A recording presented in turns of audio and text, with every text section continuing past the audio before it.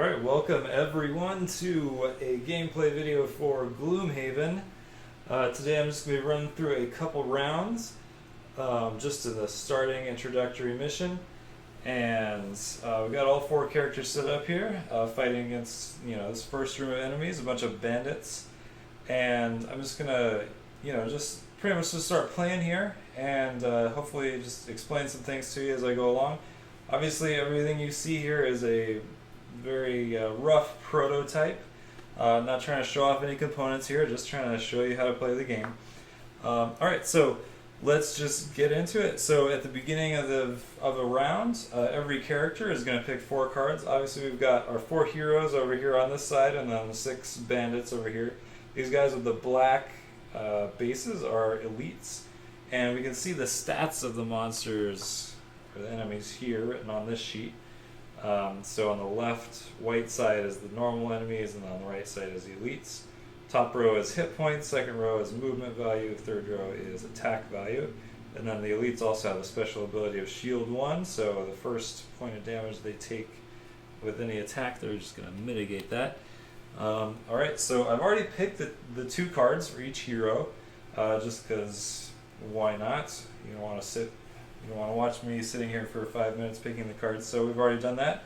So what we're going to do now is just going to flip them over, and we'll see what everybody's initiative is. Then we'll flip over a ability card for the bandits. We'll see what initiative they have, and then we'll act out the round in initiative order. Alright, so the Tinker flips first. He's got a 74. That's pretty late. He's just going to play a bit of defensive, wait till the end of the round, see who gets hurt, and then try and heal him. Scoundrel, on the other hand, is going to go on a 6. She's going to try and get in first and bloody him up a bit. We've got the Spellweaver on a 69, also really late. And then the Brute flips over in 18. So he's going to try and go before the bandits as well, but let's see what they flip over. We've got, alright, the 15. So this is a special card. In the fact that it doesn't have any attack or move on it. All the guards are going to do this round is they're going to activate a shield 1, which means they're going to mitigate another point of damage. And then if anybody attacks them with a melee attack, they're going to get 2 damage back to them. So they're sort of turtling up for the round, which is interesting as a first round strategy. We don't always get that. Obviously there's only one of those cards in the deck. So they're going to go on a 15, but the Scoundrel is going to get to go before that. So, she now has these 2 cards that she has available to play. And so she's going to do the top ability of 1 card, the bottom ability of the other card. Sorry it's not totally in focus here. I really can't focus it more than that. My camera is not that great. So, what she's going to want to do here is first she's going to want to, sorry you can't read this, but it says force a target at range 3 to move 2 hexes to a hex adjacent to you. So she's going to do that first. This elite bandit guard right here is 3 hexes away from her. That's the Scoundrel right here on the end. So she's going to essentially pull him to her, like that. And that would be this ability. So now she's used that. As soon as she uses that, it's going to go in her discard. And now she's going to use this other card where she has to use this top ability. Now she can use this ability, or any card can also be used as an attack 2 or a move 2. So if you're using the top ability, which she is, she could also just do a base attack 2.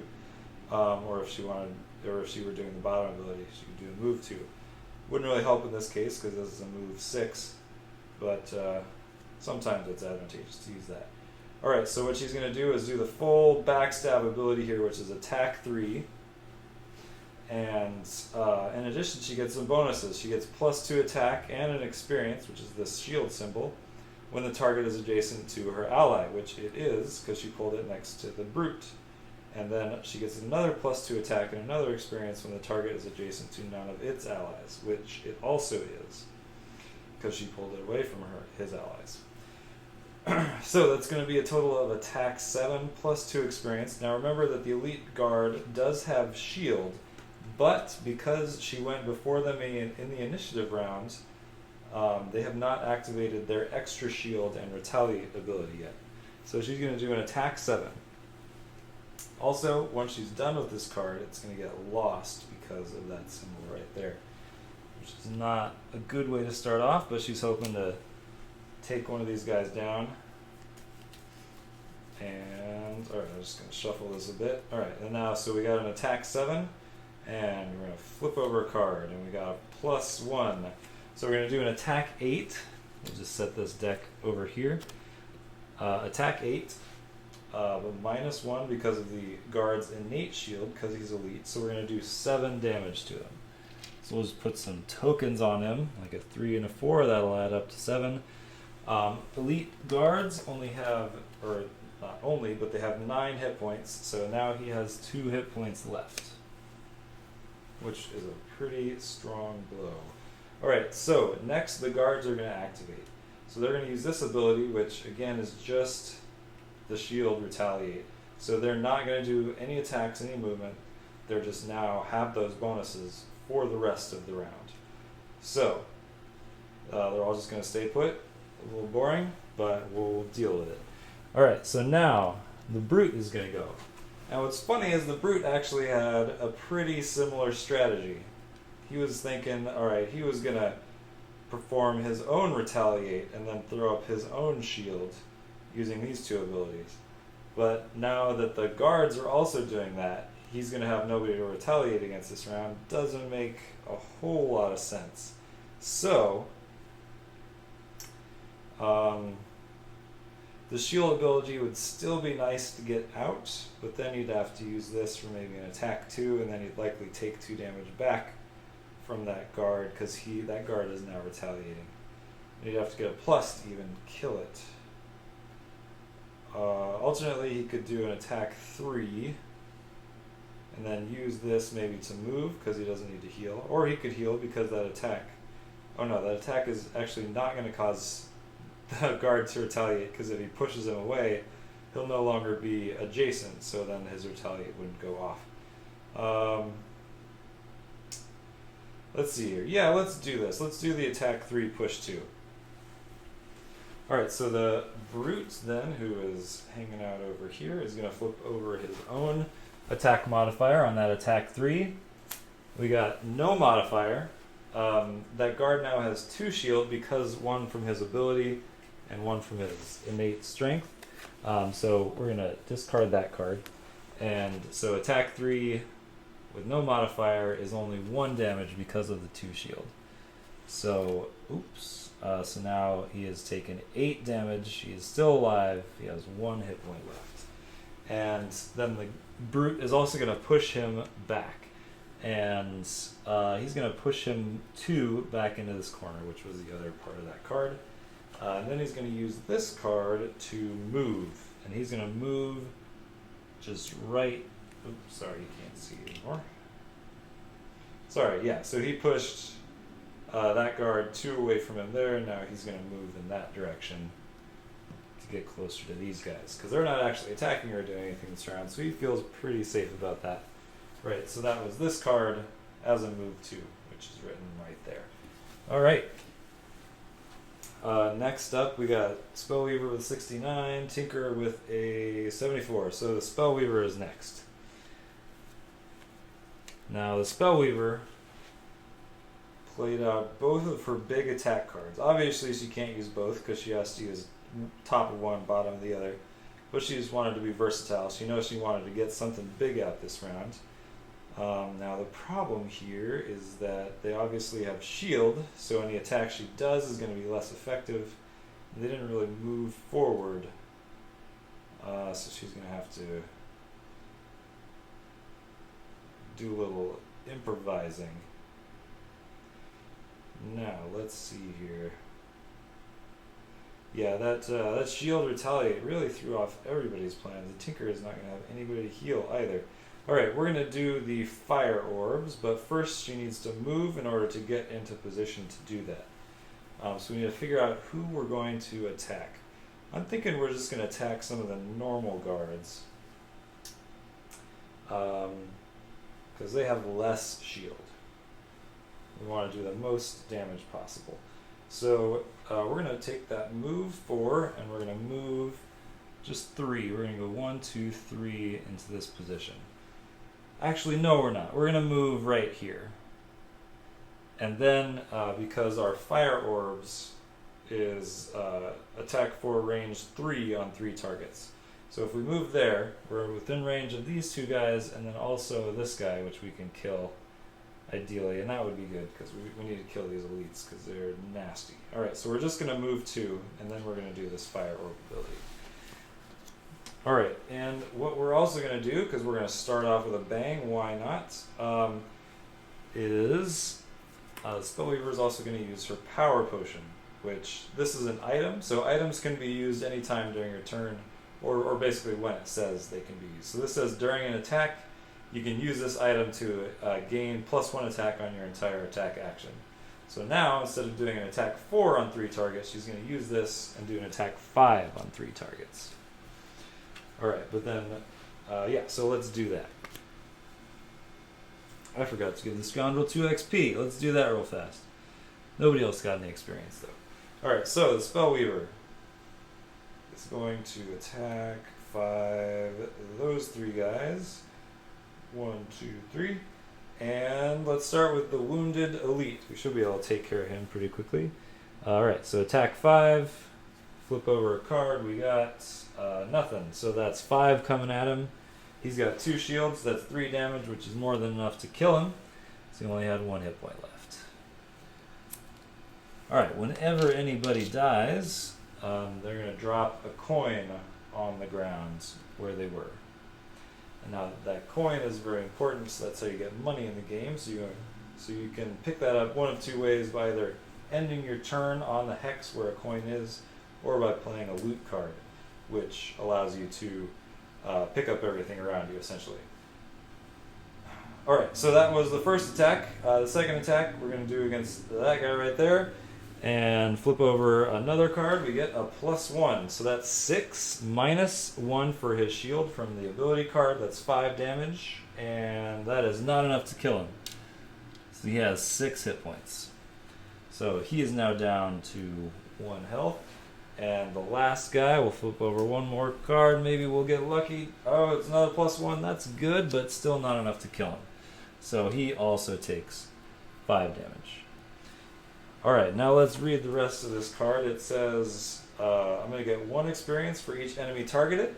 So we're going to get 3 experience, which we can mark on her character sheet. And then the last part is fire. So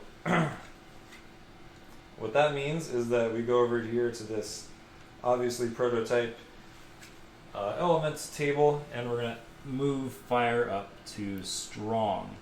Now, when an element is in the waning or strong column, it can be expended to augment certain attacks. And we may see that a little bit next turn. And then also it has this X symbol, so we're going to lose that card instead of discarding it. Alright, then that is the Spellweaver's turn. And last but not least is the Tinkerer. Alright, so the Tinkerer was waiting until the end of the turn, and then he had some big heal cards he was going to throw out to help people out, but that turned out to be not the case because nobody is damaged. So now he's in a bit of a pickle. What I think he wants to do is maybe throw out his harmless contraption. He's going to summon a decoy. So first he's going to move. He can move 2 and then he can heal all adjacent allies, but nobody's hurt, so he's just use that as a move 2. Tinker is this green guy right here. Sorry that the figure is different. So he's going to run right up here for that move 2, and then he'll discard that card. And next he is going to summon a decoy. So this decoy, I have this figure over here. We can use this guy as a decoy, sort of an intricate decoy. So we'll put him on the board right there. And what this guy does is he doesn't attack, but he has 5 hit points, and so he can sort of act as sort of like a meat shield. And then he can also move 2. So he'll move towards the closest enemy. He won't attack them though. Alright, when I use this card I also get 2 experience, and I'm going to put it in my array. up, or my active area up at the top of the, right? Yeah, you saw that. And so that just reminds me, you know, what I have going, what's active, right? So that's going to stay out there until it takes 5 points of damage and dies. And I can also track the damage on that card itself. And then once it dies, it'll go into my lost pile because there's an X on it. But let me give him those 2 experience points. And alright, so that shield retaliate sort of threw a wrench into things, but I think we figured it out. So now we'll move on to the next round, and we'll probably play out one more round, and hopefully that'll give you guys a good idea what's going on. So let's see what sort of cards the Tinkerer has. Let me just see if I can pick some real quick. Maybe do something exciting, something a little unexpected. Probably not. Actually, what I think I'm going to do...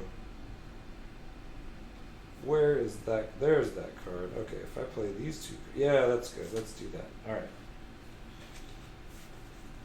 It's a secret. You'll find out in a minute what I'm doing.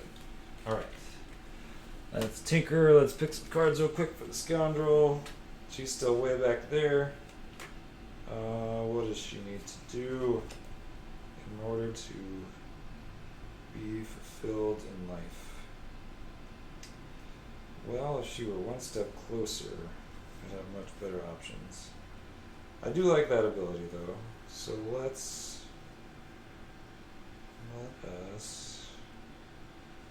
Yeah, that's great, let's do that, okay. Scoundrel's good. Spellweaver, sorry if this is a little boring. Try and get a little faster here. Okay, we got this card definitely being played, and maybe not that card. Maybe... Sure, let's do that. Why not? Okay, cool.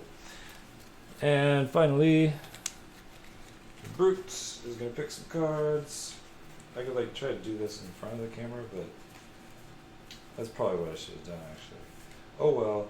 So, what is the Brute going to do? He really wants to...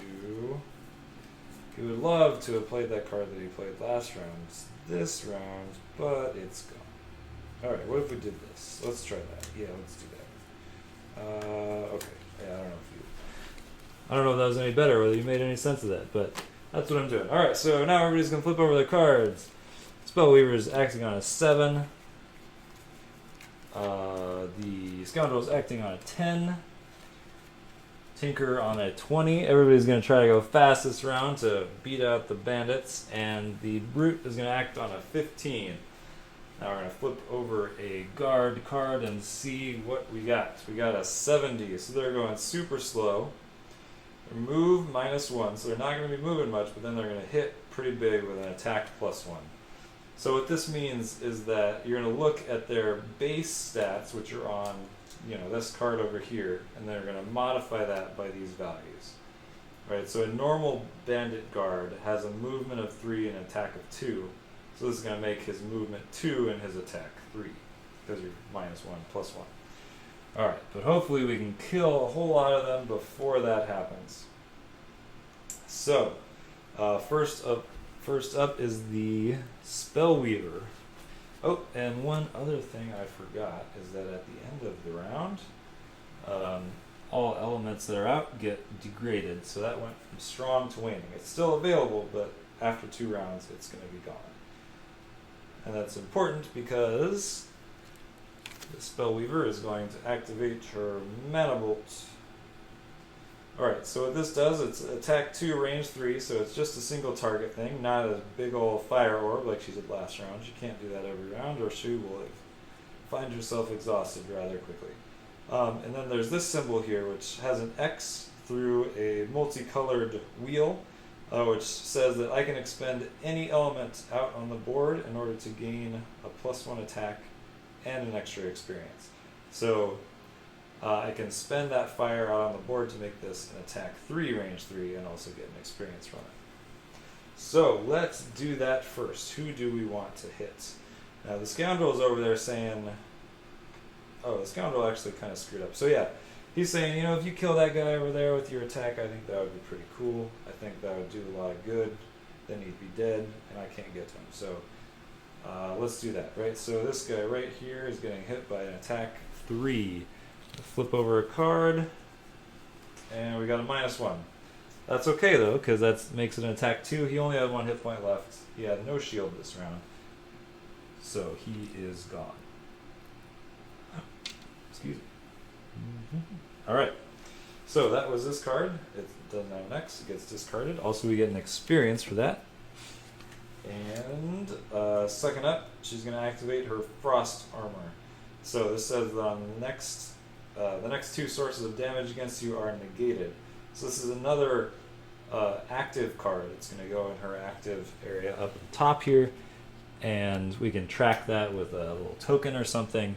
And then the next 2 times she gets hit with damage, she just will shrug it off and tick her counter for her ice armor instead.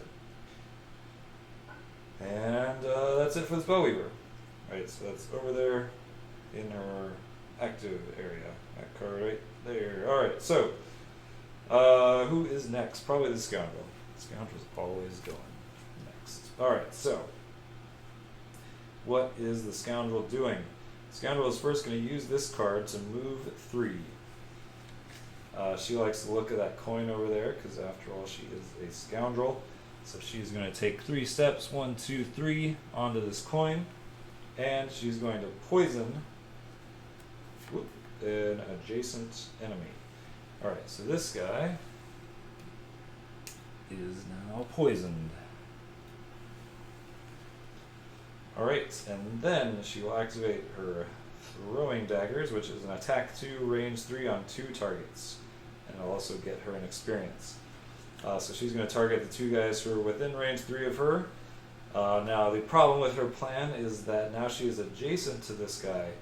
If you do an arranged attack on someone who is adjacent, you have disadvantage. You have to flip over 2 of your attack cards and take the worst one. So we will deal with that. Yeah, let's deal with that first. So first she's going to do an attack 3 on him. Now, but he is poisoned. That means he takes an extra point of damage from every attack. So it kind of evens out a bit. And then both of these cards will get discarded, and she'll get an experience. Alright, so first guy, I'm going to flip over 2 cards. We've got, oh, that's sad. I got the ×2 and the +1. So this ×2 didn't go off, but still we got a +1, so that's attack 3 plus the poison makes it attack 4. So I'd say that's pretty good for a disadvantaged attack. Alright, so 4 damage on that guy. He's not looking very good. And then the other guy, who only has 1 hit point left, I'm going to flip over another card. Attack 2, another +1. Man, Scoundrel is just rolling in the +1s. So this guy is toast as well. These guys still haven't been able to attack yet. We'll see that here in a second. Alright, who is next? Oh, we've got the Brute at 15, the Tinker at a 20. So the Brute will go next. And what does he got? What does he have? Gosh, I need to speak English correctly. Alright, I think he's thinking that these 2 guys right here, they're probably about to rush up and attack him. So what he's going to do is he's going to activate this shield, which is another shield ability he has. This isn't persistent. This only lasts for a round. So for this round, he has a shield 1. So he'll just activate that and put that in his active area right here. And then he's going to do an attack 3, range 3, and then discard this card. He's just going to go for the elites because he doesn't like the look of them. Somebody needs to take him down. Attack 3, flip over a card. Oh, we got a -1. So that makes it an attack 2. The elite has a shield, so he only takes a single point of damage. But, you know, it's better than nothing. And the Brute also gets some experience for that. And, alright, so finally, we've got the Tinkerer. And the Tinkerer is like, man, guys, I really wanted to go before you. I played one of my faster cards. Still didn't work out. I really wanted to give everybody +1 to their attack.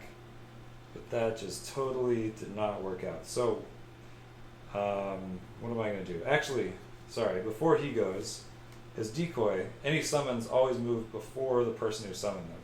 So this decoy is actually going to look for the closest enemy, which is this guy, and he'll move towards him. Alright, sorry about that. And then the Tinker is going to go. He will still use this card because he gets a +1 attack for himself as well. And then he's going to use this ability, which is attack 1, range 3, stun. So that becomes attack 2 because of this card. And so he's going to flip over a battle card. He's going to target this elite over here because he wants to stun the elite because he's the guy who's going to be doing the most damage. I got a nothing, so it's 2 minus 1 because of the guy's shield. He takes another point of damage. We'll whittle him down eventually, and then these get discarded. Alright, now let's get to the enemies. Elites always move first. Unfortunately, the elite is now stunned, which means that he can't do anything on his turn. He just sits there and looks dumb. And now, so that's all he does, and then the normal guards are going to act in order. So you see here, each of these guys has a number on it. This guy's 4, the other guy's 6. The guy who's 4 is going to go first. He's going to look and see who's closest to him. Both the decoy and the scoundrel are the same distance away. Next, he's going to look at who has the lowest initiative.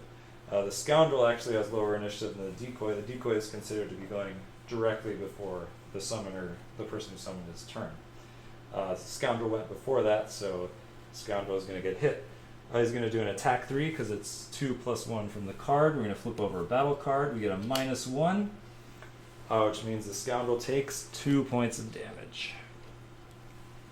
Alright, and then lastly we've got the other guard. The Brute is the closest person to him, so this guy is going to move up and do an attack 3 on the Brute. Now remember, the Brute also has a shield from the ability he played. Flips over a +1, so that's attack 4, -1 because of the shield. The Brute takes 3 damage.